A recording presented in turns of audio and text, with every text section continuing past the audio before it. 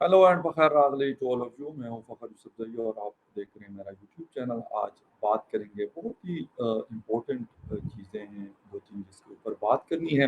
एक तो ये है कि पाकिस्तान इंटरनेशनल एयरलाइन जो पाकिस्तान का फ्लैगशिप कैरियर है और एक ज़माने में दुनिया की बेहतरीन एयरलाइंस में काउंट हुआ करती थी। इस वक्त शायद दुनिया की बदतरीन एयरलाइंस में काउंट होती है। और वो तो जो थी वो थी, जो बुरा हाल था। लेकिन अब बुरा हाल ये हो गया कि उनके ज़्यादातर जहाज़ जो है उसको ग्राउंड कर दिया गया और कह रहे हैं कि मज़ीद भी ग्राउंड होंगी। लोग ज़लील हो रहे हैं मुख्तलिफ़ एयरपोर्ट्स पे जिनके पास टिकट्स हैं। वैसे यूरोप तो हमारी ये अलाउ नहीं है, लेकिन इस्तांबुल तक और बाकी मिडल ईस्ट में मलेशिया वगैरह आपको याद होगा वहाँ पे जहाज़-वहाज़ को रोका भी 2-3 दफ़ा गया था कुआलालंपुर एयरपोर्ट के ऊपर। तो इन डेस्टिनेशंस पे इनकी जो फ्लाइट ऑपरेशन है वो चल रही है। तो वो अब क्या होगा, कह रहे जी इनका होटल भी बेचना है, तो ये भी करना है, वो करना है। तो एक बुरा हाल है, तनख्वाहें नहीं मिली लोगों को जिसकी वजह से वो काम भी फिर नहीं कर रहे हैं। और कैसे होगा? अभी शायद 23 बिलियन रुपीस का एक बेल आउट प्लान दिया गया, लेकिन कब तक? जिस तरीके से हम कहते हैं कि ना पाकिस्तान बेल आउट प्लान से चल सकता है और ना पाकिस्तान का कोई इदारा चल सकता है। लेकिन खैर एनीवे इस हवाले से भी बात करेंगे। इसके साथ-साथ टीडीपी की क्या अपडेट्स हैं? अमेरिका टीडीपी के हवाले से क्या कह रहा है? और इस वक्त सिचुएशन क्या है ड्यूरन लाइन की, स्पेशली चित्राल वाला जो इश्यू है। तुर्कम बॉर्डर को आज खोल दिया गया फाइनली 8वें रोज़ 8 दिन के बाद। और गाड़ियों की जो आमद-ओ-रफ्त है, आना-जाना है, वो शुरू हो चुका है। लेकिन बाकी जो चित्राल के पास एरिया है, वहाँ पर सिचुएशन फ़िलहाल तकरीबन ऐसी की ऐसी है। क्या हो रहा है, इस सारी चीज़ों के ऊपर आपसे बात करेंगे और तफ़सील में जाने से पहले आपसे रिक्वेस्ट करेंगे कि जिन-जिन लोगों ने मेरे चैनल को सब्सक्राइब नहीं किया, प्लीज़ चैनल को सब्सक्राइब करना, बेल और लाइक का बटन दबाना ना भूलें। बात हम करें जी इस वक़्त एक बड़ा इम्पोर्टेंट इश्यू है। एक तो हमारा पॉलिटिकल, इकोनॉमिक इनसिक्योरिटी, तीनों उसके ऊपर जब हम जाते हैं तो चीज़ों पे, तो तीनों की हालत काफ़ी ख़राब है। सिक्योरिटी काफ़ी ज़्यादा अटैक्स हो रही हैं। देखा जाए तो पाकिस्तानी मुख्तलिफ़ फ़ोर्सेस जो हैं उस पे पे दर पे हमले हो रहे हैं। पाकिस्तान के मुख्तलिफ़ इलाकों में ख़ास तौर पे बलूचिस्तान और खैबर पख्तूनख्वा।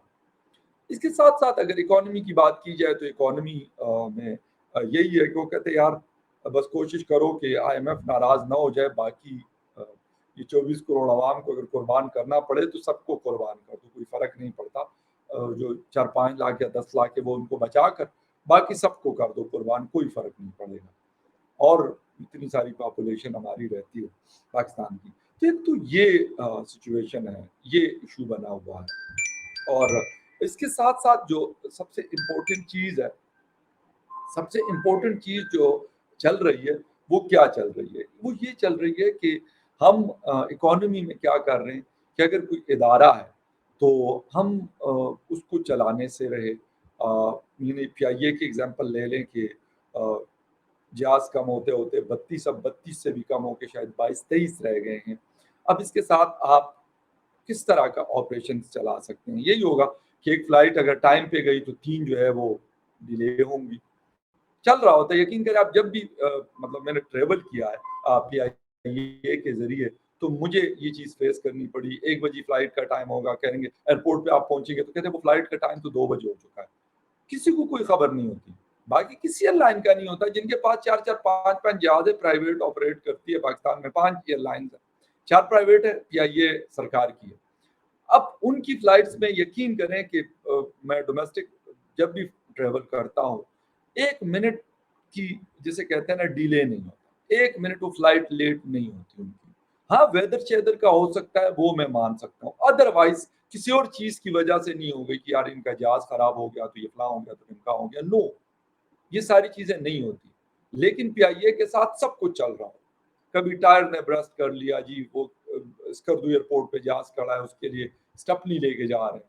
कभी कहेंगे जी तुर्बत एयरपोर्ट पे जो है वो एटीआर खराब हुआ है, उसके जो इंजन का वो पर है, विंग है, वो टूटा है, वो चेंज करवाने जा रहे हैं। लोग एयरपोर्ट पे बैठे होंगे, बैठे क्या लेटे होंगे। ये चीज़ आपको नज़र आएगी तकरीबन हर एयरपोर्ट पे, वो आप इस्लामाबाद एयरपोर्ट पे चले जाएँ, वो लाहौर पे चले जाएँ, कराची चले जाएँ, پاکستان کے کسی اور ایئرپورٹ پہ چلے جائے چھوٹے بڑے تو آپ کو یہ کہانی دیکھنے کو ملے گی.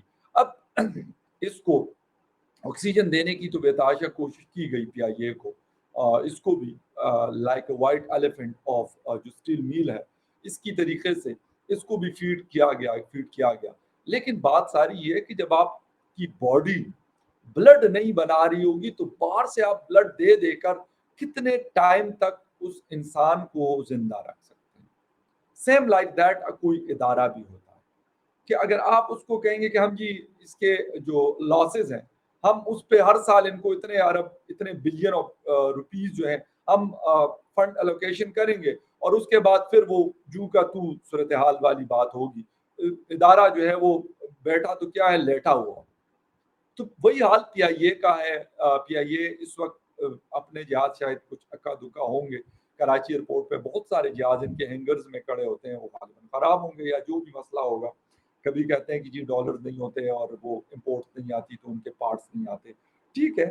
لیکن جو باقی ایئر لائنز آپریٹ کر رہی ہے, چھوٹی بڑی 4 ایئر لائنز ہیں اور انٹرنیشنل فلائٹس بھی ان کی جاتی ہے, وہ لوگ کیا کر رہے ہیں؟ اب بھائی کہ اتنا بڑا ادارہ جس نے اداروں کو اسٹیبلش کیا, ایمریٹس کو کیا, اتحاد کو کیا, قطر ایئر ویز کو کیا, وہ کہ دنیا کی سکسیسفل ترین ایئر لائنز میں سے ان کا ٹاپ پہ وہ لوگ رہتے ہیں. اس کے بعد جو ادارہ جس سے یہ بنے اس کی اپنی حالت یہ ہے کہ ان کی جو جسے کہتے ہیں کہ ان کے پاس سیلریوں کے پیسے نہیں ہیں. اگر میں آپ کو اپنا یہ ٹویٹر ہینڈل کھول کے دکھا دوں تو کیا ہو رہا ہے وہاں پر, وہ میں آپ کو بتانا چاہتا ہوں. سب سے امپورٹنٹ چیز ہے کہ پی آئی اے کے حوالے سے دڑا دڑ خبریں جو ہیں وہ آ رہی ہیں, اور کیا آ رہی ہیں, افسوس کے ساتھ کہ افسوسناک خبریں آ رہی ہوتی ہیں. کوئی ایسی چیز نہیں آ رہی ہوتی کہ جو حوصلہ افزا ہو. ابھی 14 بلین روپیز کا اس کو بیل آؤٹ کرایا گیا, مطلب کل ہی کروایا گیا, ٹھیک ہے. اس سے پہلے کی اگر سچویشن کو دیکھا جائے تو پی آئی اے کہاں پہ سٹینڈ کرتا ہے. P I A cancel scores of flights as paucity of funds wages on operations. یہ خبریں پی آئی اے کے حوالے سے جو ہے یہ ارد گرد ہمارے چل رہی ہوتی ہے. لیکن کیوں؟ اس کی وجہ یہ ہے کہ یار ایک ادارے کو آپ نے ادارے کی طرح چلایا نہیں ہے, مس مینجمنٹ ہے, بے تحاشا لوگوں کو پولیٹیکل امپلائمنٹ دی جاتی ہے. پیپلز پارٹی کی حکومت آتی ہے تو کہتے ہیں یار ادھر بندے کو ساتھ دو, مسلم لیگ والوں کی آتی ہے کہتے ہیں ادھر بندے کو ساتھ دو, ریلوے میں کو ساتھ دو. یار کیوں آپ اپنے اداروں میں کیوں نہیں ان کو جابس دیتے؟ سب کی یقین کریں, کسی کی شوگر ملے ہیں, کسی کی اسٹیل ملے ہیں, کسی کی آٹو موبائلز کمپنی ہے, کسی کی پراپرٹی ٹائکونز کے ساتھ ایسے وہ ہے, وہاں کیوں نہیں جابس دلواتے لوگوں کو؟ وہاں اپنی کمپنیز کے اندر کیوں جابس نہیں کرواتے لوگوں کو؟ کیونکہ وہ آپ کا پیسہ ہے. وہاں پہ تو آپ دیکھتے ہیں کہ 10 جہاں لوگ چاہیے تو آپ کہتے ہیں یار 5 یا 6 سے اگر کام چل جائے تو کیا بات ہے, 4 لوگوں کی سیلری تو بچت ہو جائے گی. That's the thing. جو پھر سرکار کے ادارے, اسٹیل مل بند ہے 7 8 9 سال ہو گئے, کچھ بھی نہیں بنا, ایک جسے کہتے ہیں نا اسٹیل کا ایک راڈ بھی نہیں بنا رہا. لیکن پتہ نہیں 40-50 بلین روپے جو ہے ہر سال لوگوں کا ٹیکس پیئر کا پیسہ اس میں جھونکی جا رہا ہے.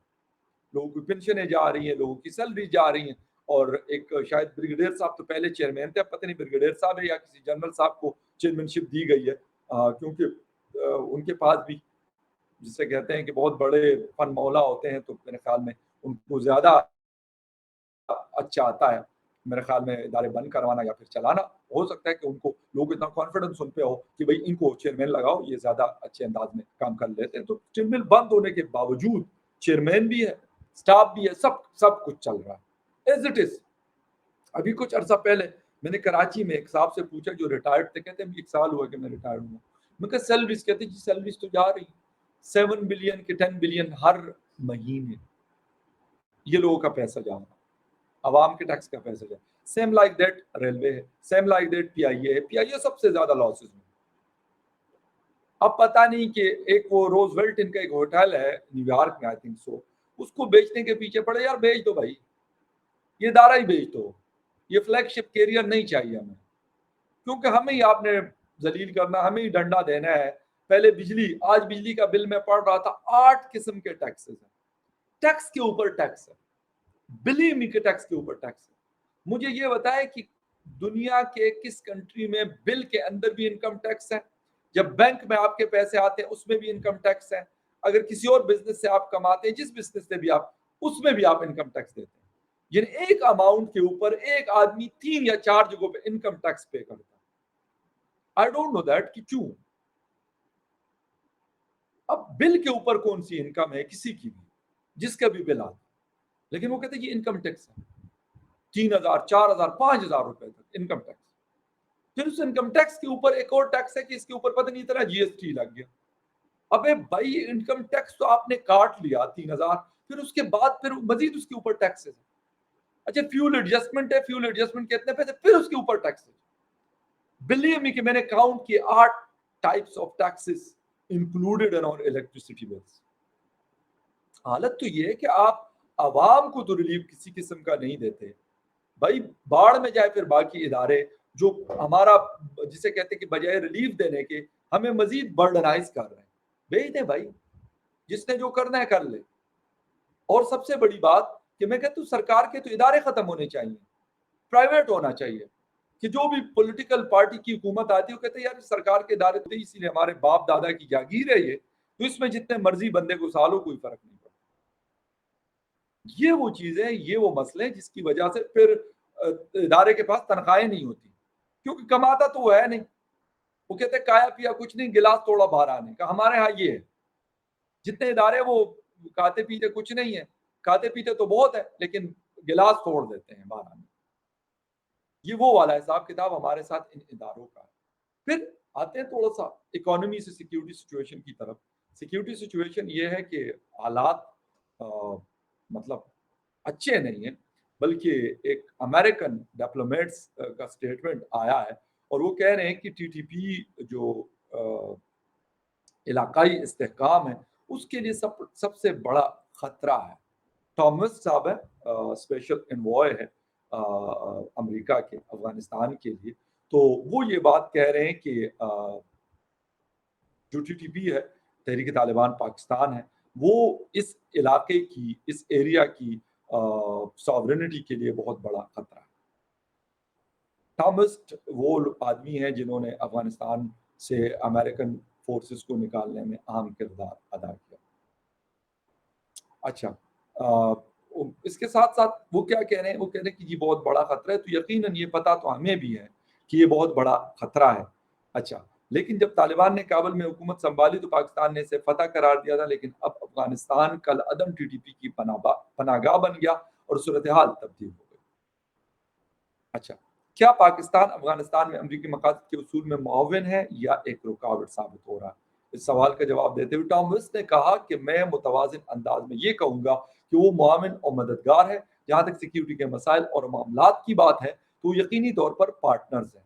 نقل مکانی سے متعلق مسائل کی بات کی جائے تو مسائل حل کرنے میں معاون ہے، جبکہ پناہ گزینوں سے متعلق معاملات کی بات آتی ہے تو بھی وہ ہمارے لیے مددگار ہے، ہیلپ فل ہے. ان چیزوں کو مد نظر رکھتے ہوئے توازن کے ساتھ میں کہہ سکتا ہوں کہ وہ معاون ہے.